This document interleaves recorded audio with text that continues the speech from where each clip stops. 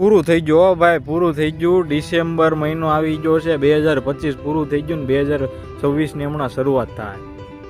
હવે આ વિડીયો છે ને તમારે આખો તમે જોજો અને હું તમને જેમ કહું ને એમ કરજો.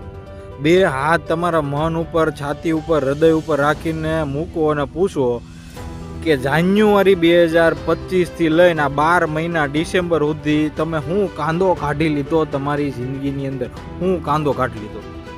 ગણવું હોય ને તો નોટ અને પેન લઈને છે ને આમ લખવા બેહો. જાન્યુઆરી મહિના મેં આ કાંદો કાઢ્યો, ફેબ્રુઆરી મહિના મેં આ કાંદો કાઢી લીધો. ઘણા બધા સફળ થયા છે એની વાત અલગ છે. સફળ થઈ ગયા હોય ને આ રીલ સ્ક્રોલ કરીને હાલવા જ માંડો. સફળ નથી થયા, ન્યાન છો જ્યાં ગયા વર્ષે હતા અથવા તો એની કરતાં ખરાબ સિચ્યુએશનની અંદર હોય ને તો આ વિડીયો પૂરેપૂરો જો તો હું તમે કાંદો કાઢી લીધો આ 12 મહિનામાં. કેમ કામ નથી થતું? ક્યાં તમે અટવાવશો? ક્યાં ડિસ્ટ્રેક્ટ થાવ છો? આ બધાના કારણ જોવો, આ બધાના રીઝન જાણો અને 2026ની અંદર પાછો ભગડાસટ્ટી બોલાવો. કોઈ દી આપણે છે ને પ્લાનિંગ જ નથી બનાવ્યું, કોઈ દી આયોજન જ નથી કર્યું કે આ કરવું છે. ધંધો કરતા હોય તો આના પછી આ ડિઝાઇન બનાવી છે, આનું આમ કરવું છે.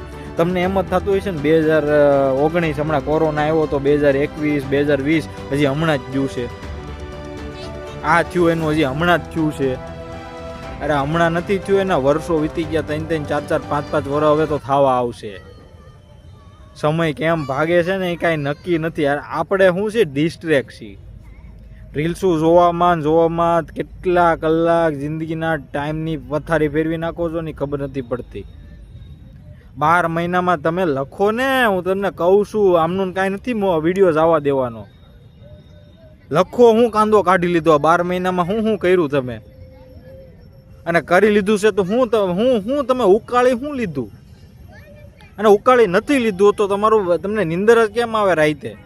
તમારે જે કરવું છે, જે બનવું છે, જે તમારા સપના છે એ 2026માં પૂરા કેમ ન થાય?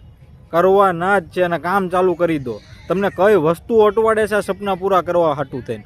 ફોન અટવાડે છે, પૈસો નથી, આ તે બધુંય લખો. અને ક્યાંથી આવશે, હું કરીશ, આ ડિસ્ટ્રેક્શન અટકાવવા હાટું થઈને હું કરીશ, બધું લખો અને આગળ વધો. આમનું થોડુંક બેઠું રહેવાનું છે યાર. નમાલાની જેમ થોડીક જિંદગી જીવવાની છે. પછી ગઈઢે ઘટપણે પથારીમાં પડ્યા હોય ત્યારે એમ વિચારીએ કે જિંદગીમાં હું કાંઈ ન કરી એગો ને ગરીબ જન્મો તો ગરીબ જ મર્યો. એવું આપણે અફસોસ કરવાની વાત જ નથી જોવાની હોય, એની પહેલાં કામ ચાલુ કરી દેવાનું. તમારો મંતવ્ય કોમેન્ટમાં જણાવજો અને ફોલો કરવાનું ભૂલતા નહીં. ધન્યવાદ.